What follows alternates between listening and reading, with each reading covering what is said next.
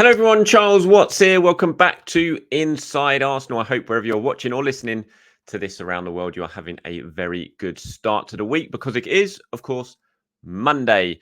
And we are 7 days away now from Arsenal's next Premier League game. No game this weekend. Sheffield United awaits on Monday night at Bramall Lane, and Arsenal tried to make it 7 wins in a row to start the new year in the Premier League. And the way they're playing at the moment, the goals they're scoring, you'd certainly back them to do that at Sheffield United, a team who are struggling to keep goals out left, right and centre, to be honest. Hopefully that is not your classic Premier League banana skin. We shall wait and see.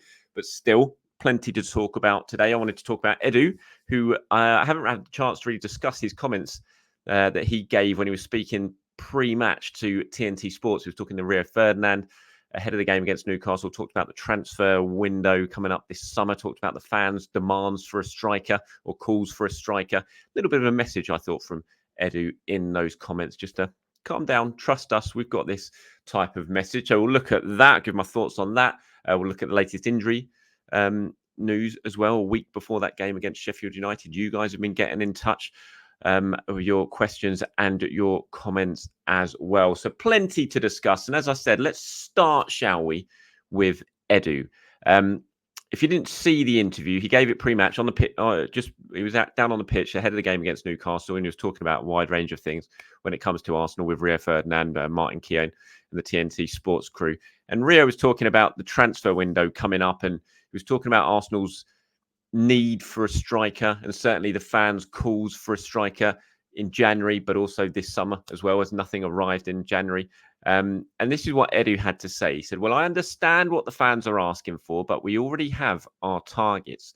We have planned a lot ahead of what we're going to do, of what we're going to face, and I will be worried if we don't score a lot of goals and if we're not creating chances, which is the opposite, because we are creating a lot and we are scoring a lot of goals. The plan is to try and get better every year, and I think we are in a good moment. Let's see if we can keep improving. And as I said, it just felt like a little bit of a message there from Edu. It was like, look, just trust us, guys. We've not done too badly when it comes to the transfer window, and they haven't. And I think they've certainly earned our trust. Yes, there's been a few that haven't worked out. That's always going to happen.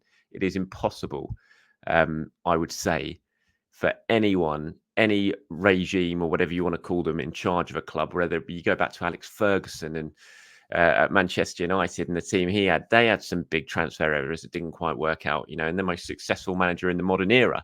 So it does happen. It is impossible because it is a bit of luck. You can be so convinced about a player, you can commit to spending millions and £1 million on this player because you think it's going to work, but it doesn't always work out like that. Sometimes players don't adjust. They just don't acclimatize to a new country, a new league, a new culture, and it doesn't work out. You've seen massive money deals not work out in the past.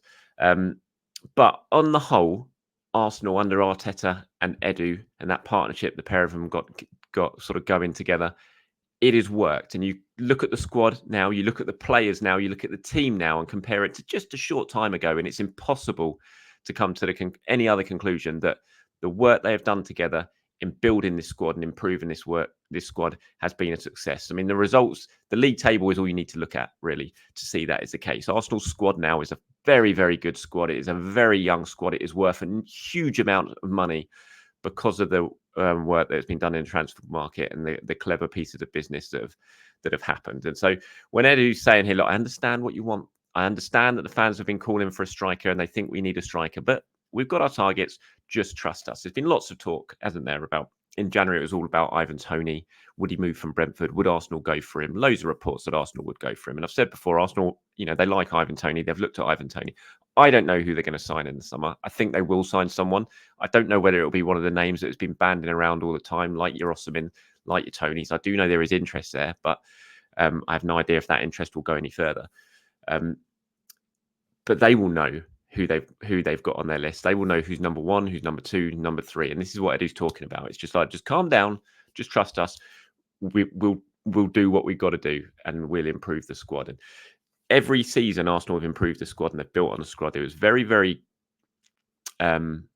deliberate what they did in terms of the squad last summer, improving the squad. The addition of Declan Rice, the addition of Kai Havertz, Raya, and Timber. It was very deliberate what they did.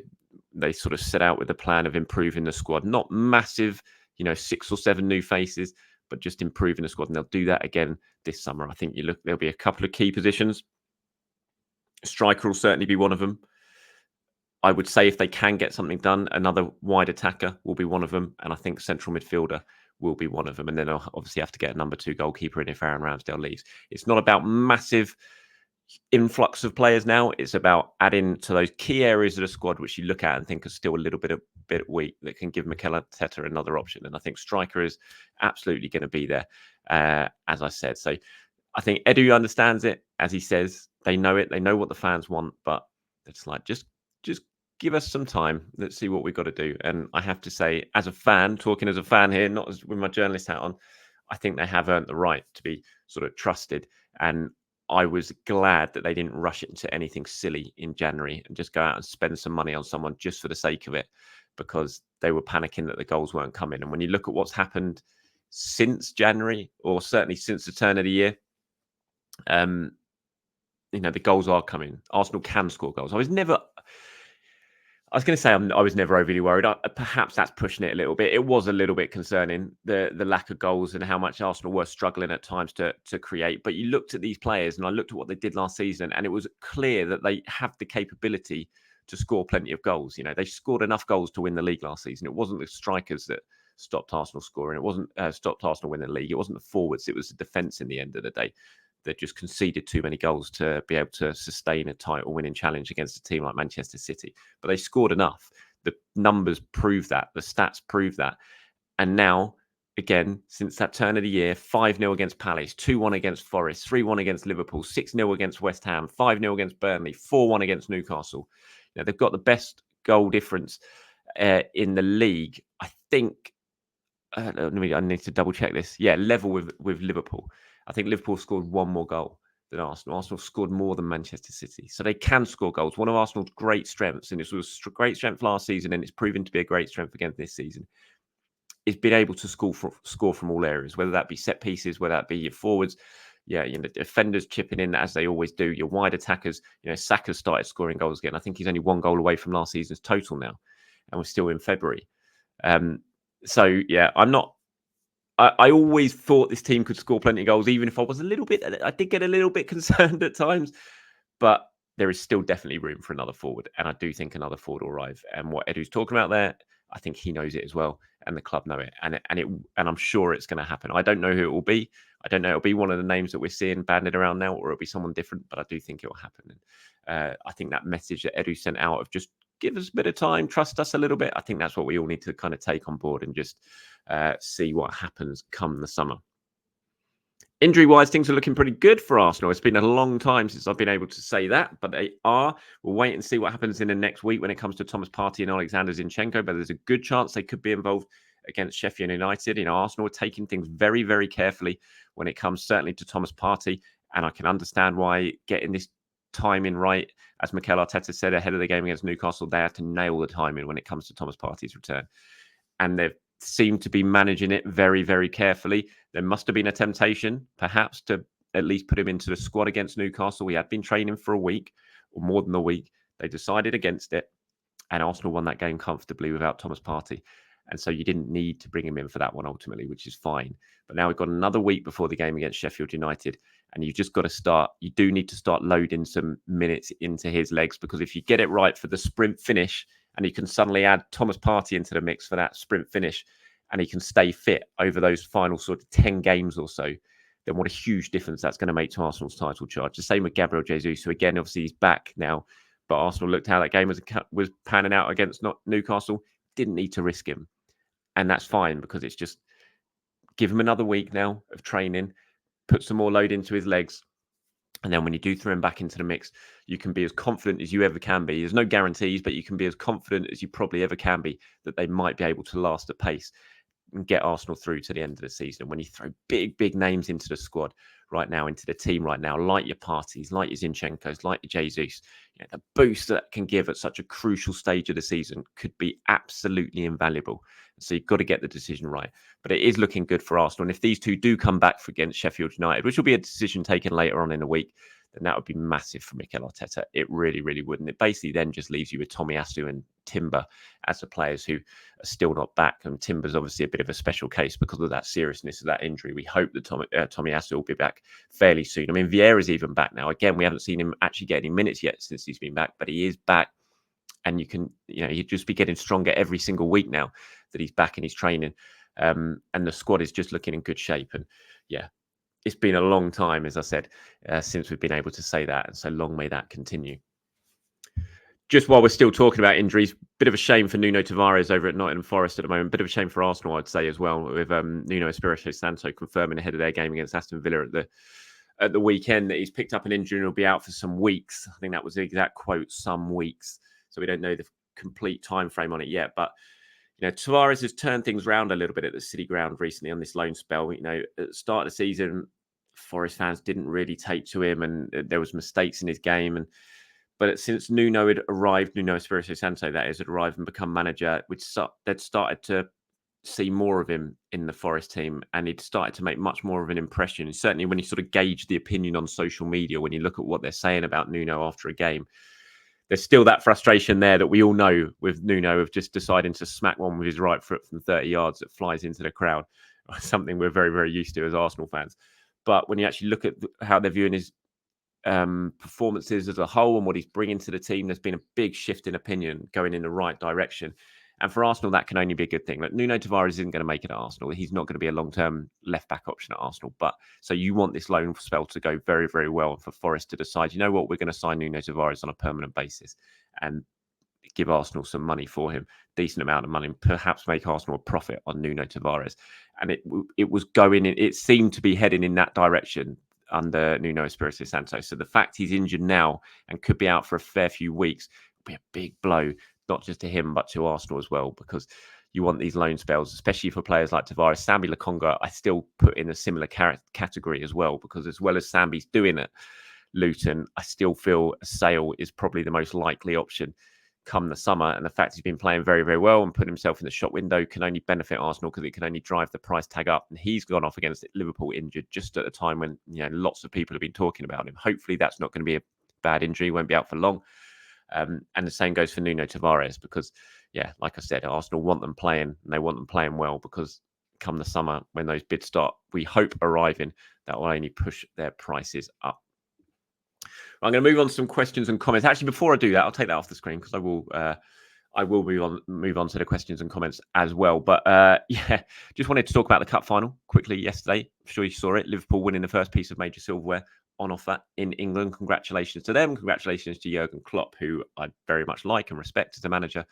And obviously, it's his final season for Liverpool, and I have no issues with him getting his hands on some silverware. There's one big piece of silverware, obviously, I don't want him to get his hands on, and that is the Premier League. But the other trophies that they're in, I have no issue with them going on and winning what they want. Thought it was quite funny that Chelsea still couldn't get the job done. I mean, they are not going to get an easier chance than that, or a better chance than that, of getting the job done against a team absolutely ravaged by injury, that Klopp's had to throw on a load of kids during the second half and during extra time, because they've got so many players injured in Chelsea. I mean, absolute golden opportunity, and they threw it away. They were so bad in extra time.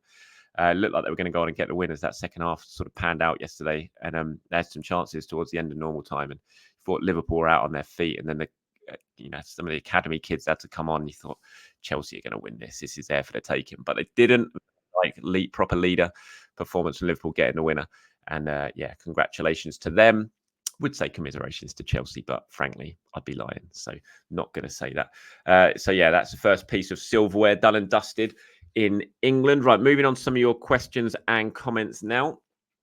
Joachim here says, surely we'll be extending Jorginho's contract. He's so good at opening up teams that come out with a mid-block. When he doesn't start against these teams, we always struggle to break them down. Porto, for example, against Liverpool, City and Newcastle, he was brilliant. Yeah, look, there's not much more I can say, Joachim, on Jorginho. I'm in complete agreement with you. I think we've got to be extending his contract. I think it is an absolute no-brainer. He's still got massive amounts to offer.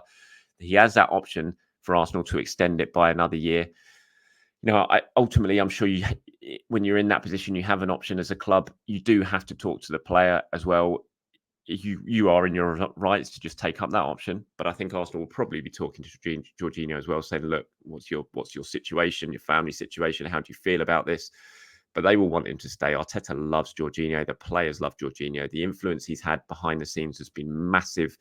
I've spoken about it before. He's like another coach at times on Arteta's coaching staff. You watch him warming up as a substitute, and he is just coaching players through that game down the wing. He really, really is. But he's not that. It's when he's on the pitch. He's a fantastic player still. He's shown that in the big games. Like you said, he's perfect for them this season. 100% would be starting him against Porto.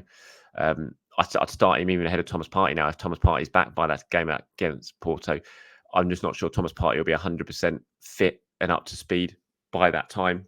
And if there is any doubts over that, you can't be having a player playing at 80% fitness-wise in a game of that magnitude, a game that Arsenal have to win. So I'd still be right now sort of mapping out who plays where for the next few games. I'd have Jorginho down for that Porto game, 100%. So yeah, I agree, 100%, Joachim. I'd be extending his contract. I think it's a no-brainer. I think Arsenal will do it, and I think they certainly should do it. Here's one from Samuel says, "Hi Charles, do you reckon against Porto in midweek before? Do you reckon going against Porto in midweek before facing Newcastle, two masters of shithousery, was actually a blessing in disguise? Seeing how aggressive and quick we were to come out the blocks against Newcastle, I reckon we learned our lessons from midweek pretty quickly. I also wonder if you saw Luke Williams' recent quotes about Patino. They make for good reading about his potential and show what he needs to do to get proper game time." Just on the first part, yeah, maybe. I think Arsenal, the Porto game, was a bit of an anomaly when you look at how Arsenal have been playing recently. It just, for whatever reason, they didn't turn up on the night. I think Porto deserve a lot of credit for that, and they stopped Arsenal playing. But when Arsenal play very, very well, I don't think it matters what another team does. That they shouldn't stop and play in the way that Porto did. I just don't think Arsenal played very well against Porto, and I think they would have, whatever happened. I just think the way they played against Newcastle. And we've seen them do that lots. We've seen them do it to Liverpool recently at the Emirates as well. How fast they come out, how quickly they swamp teams. They did it in the FA Cup game against Liverpool, even though they ended up losing that game. They certainly did it in the league game against Liverpool as well. They did it against Newcastle, and I think that's exactly how they're going to play in that. How they're going to come out in that second leg against Porto. Porto had it. I don't want to say fairly easy, because I think that's a bit unjust on Porto, because, as I said, they played that game very, very well. But Arsenal played into their hands a little bit. They were slow. They were laborious. They just didn't really have that intensity about them that we've seen from Arsenal. I think it will be a very different story in the second leg. The fans are going to be up for it. The Emirates is going to be electric that night. And I think Porto are going to find things much, much harder than they did in Portugal. So yeah, in terms of the second part, Luke Williams, the Swansea coach, talking about Charlie Patino. These are the quotes. If you haven't seen them yet, this is what Luke Williams said. He said, Charlie came to me the other day off his own bat, asking if we could have a chat. He was in my office for about an hour or so and talked so passionately about football. I think Charlie, sometimes what's in him, the passion and the love he has for football, doesn't always come out of him. Just because of his personality, he can give appearance of being very laid back, very calm, without intensity. But actually inside, he's very passionate and he has so much desire. At the top level of the Championship, the physicality is just mind-blowing. I think this is probably the toughest thing for Charlie at the moment. But I think if the team plays with more control and controls the game and with the ball more, Charlie's going to be exceptional. He has a way into the team. There's no doubt. So that's him, Luke Williams, talking about Charlie Patino. He's not really seen too much football recently. He has been coming on as a substitute. He came on in the game of the weekend, but only got about 13 minutes at the end. And there's a lot of talk up at Swansea about whether he should be playing more.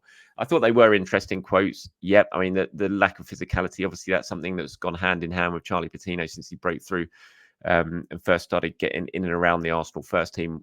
Because of his size, his stature, would he be able to make it at the top level because of the physical side of things? Look, this is his second season in the Championship. He's got a lot of minutes under his belt already for such a young player in the Championship. He did it at Blackpool and now he's doing it at Swansea, even if he's kind of in and out the side a little bit. When Luke says there that he thinks if a team plays with more control and controls the game more, then Charlie's going to be exceptional. I mean, that fits into how Arsenal play, no doubt about it. I mean, control is the buzzword, isn't it, when it comes to Arsenal at the moment, and because they are dominating the ball so much. I still feel, though, with Patino, as this sort of continues to drag out, as his contract continues to run down, I still feel like the summer could well see the end of Charlie Patino at Arsenal. I don't know that for sure yet, so we'll have to wait and see what happens. But that it very nearly happened last summer, and then it was decided, okay, we'll have another look, we'll give him another loan spell, and we'll reassess things at the end of the season. It wouldn't surprise me if Charlie Patino ends up going on a permanent basis this summer. But we shall wait and see. If he does, I hope he goes on and has a great career somewhere else, because he is a really talented kid. Lots to offer in football. It'll be very interesting to see how things pan out of him. Aurora Freak says, hi, Charles. I think Nketiah will be sold in the summer. You can see that we are much better side without him as a striker. Trossard, Jesus and Havertz offer the whole structure much more. Even at Preston, Nketiah is so disappointing to watch. All this will leave another spot free as our 9. Biereth scoring nearly every game for Sturm Graz, but I think he'll be loaned to a high level next season. Be interesting to see what we're going to do in the summer. Aaron says, hi, Charles. What do you think of Mika Biereth's future this summer? The Danish boy can't stop scoring goals after he changed leagues and even firing in the Europa Conference League. Will he be loaned again after signing a new contract, or will he be sold for a good profit as Sturm Graz wants him on a permanent basis? I think he could well be a backup striker at Arsenal. Rasmus Højlund, who is also Danish and is the same age as Biereth, was just firing goals for Sturm Graz 2 years ago, and he's proven that he's competent enough for the Premier League after a bright start in Serie A. Why not for Mika? In terms of Mika Biereth, look, he's having a great start to life at Sturm Graz. I think it's 3 goals in 5 games now for him, a couple in the league, 1 in Europe. And that follows on from the fantastic form he was showing up in Scotland in the first half of the season while he was on loan. My thought, I think he'll go out again in the summer. I don't think Arsenal will sell him yet. I don't know I think he needs a very good loan spell next season somewhere else at a higher level at the Sturm Graz.